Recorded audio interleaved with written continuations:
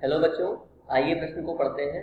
प्रश्न यह है, यदि y बराबर e की घात tan इनवर्स x, तो सिद्ध कीजिए 1 प्लस x की घात 2 कोष्ठक बंद d की घात 2y बटे dx की घात 2 प्लस कोष्ठक में 2x माइनस 1 dy बटे dx बराबर 0।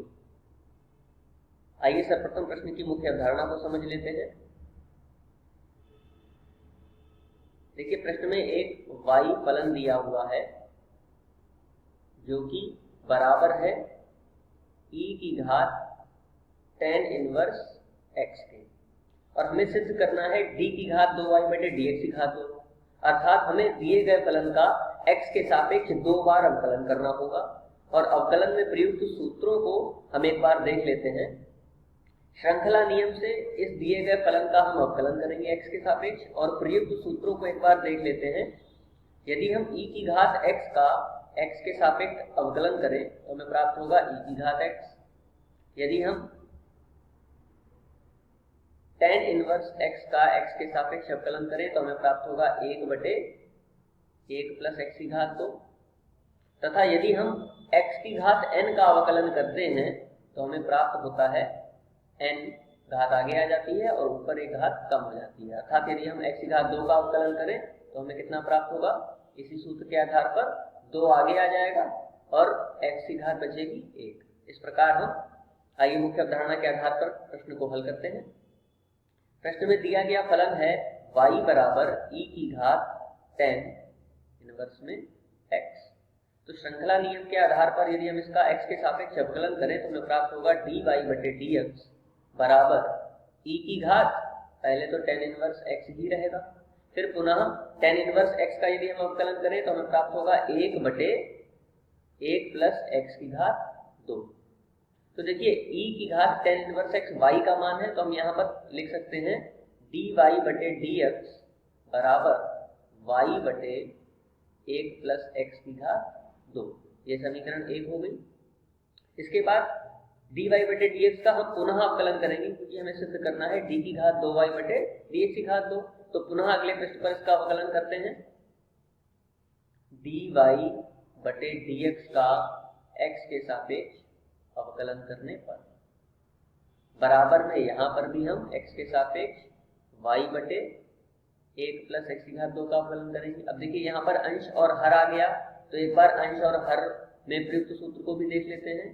d बटे dx यदि हमें अंश बटे हर में फलन दिया हो तो कैसे करेंगे। सर्वप्रथम हर की घात 2 लिख लेंगे, फिर हर को छोड़ देंगे और अवकलन करेंगे x के सापेक्ष अंश का, माइनस इस बार अंश को छोड़ देंगे और x के सापेक्ष अवकलन करेंगे हर का। आइए इस आधार पर इसको हल करते हैं। तो देखिए, यहाँ पर हमें प्राप्त होगा d की घात 2y बटे dx की घात 2 बराबर, यहाँ पर आ जाएगा 1 प्लस x की घात 2 की संपूर्ण घात 2, 1 प्लस x की घात 2 को छोड़ देंगे और y का अवकलन करेंगे। तो देखिए, y का अवकलन कितना हमें प्राप्त होगा, dy बटे dx, माइनस इस बार y को छोड़ देंगे और 1 प्लस x की घात 2 का अवकलन करेंगे। तो देखिए, एक अचर पद है, तो अचर पद का अवकलन 0 और x की घात 2 का अवकलन कितना होगा, 2x। अब d की घात 2y बटे dx की घात 2 बराबर 1 प्लस x की घात 2। अब देखिए, dy बटे dx का मान कितना था समीकरण 1 में, dy बटे dx का मान है y बटे 1 प्लस x की घात 2। तो यहाँ पर रख देंगे इसको, y बटे 1 प्लस x की घात 2 माइनस y गुणा 2x कितना हो जाएगा, 2xy, और संपूर्ण के बटे में कितना, 1 प्लस x की घात 2 की संपूर्ण घात 2। यहाँ पे देखिए, 1 प्लस x की घात 2 और 1 प्लस x की घात 2 कट जाएगा, तो हमें प्राप्त होगा d की घात 2y बटे dx की घात 2 बराबर, इन दोनों में उभयनिष्ठ है कितना, y, तो y को उभयनिष्ठ ले लेंगे, हमें प्राप्त होगा 1 माइनस 2x बटे में 1 प्लस x की घात 2 की संपूर्ण घात 2।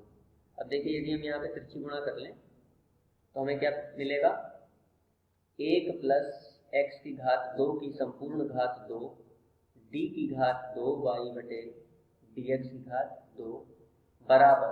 अब देखिए यहाँ पर y आ रहा है, जबकि हमें दिए गए प्रश्न में जो सिद्ध करना है वहां पर y का कोई भी पद नहीं है, तो y का हम मान समीकरण 1 से dy बटे dx के पदों में यदि ज्ञात करें तो देखिए 1 प्लस एक्स स्क्वायर जो यहाँ पे दे रखा है 1 प्लस एक्स की घात 2 ये यहाँ पर चला जाएगा और y का मान हमें प्राप्त होगा कितना, y बराबर 1 प्लस एक्स की घात 2 dy बटे dx।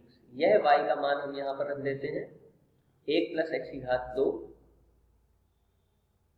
यहाँ पर y का मान रख देते हैं 1 प्लस एक्स की घात 2 dy बटे dx और साथ में कितना है 1 माइनस 2x।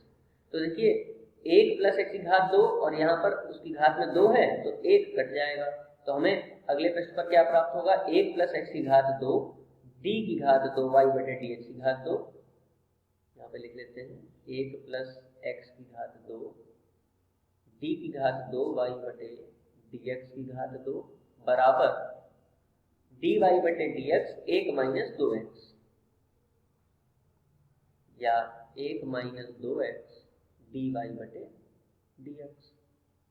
अब सबको यदि हम एक पक्ष में लेकर के आए, इस पूरे पद को यदि हम बाएं पक्ष में लेकर के जाते हैं तो 1 प्लस एक्स की घात 2 डी की घात 2 y बटे dx की घात 2 माइनस 1 माइनस 2x dy बटे dx बराबर में 0। अब देखिए जो हमें सिद्ध करना है यहाँ पर 2x माइनस 1 आ रहा है और यहाँ पर प्लस आ रहा है, ये देखिए, तो यहाँ से हम क्या करेंगे माइनस को उभयनिष्ठ ले लेंगे, तो हमें प्राप्त होगा 1 प्लस एक्स की घात 2 डी की घात 2 y बटे dx की घात 2 और माइनस यहाँ से उभयनिष्ठ ले लेंगे तो माइनस माइनस यहाँ पर प्लस बन जाएगा और यहाँ पर पद बदल जाएंगे, 1 माइनस 2x का बन जाएगा 2x माइनस 1 dy बटे dx बराबर में 0। मुख्य अवधारणा के आधार पर हमने ये सिद्ध कर लिया है। आशा करते हैं आपको समझ में आया होगा। धन्यवाद।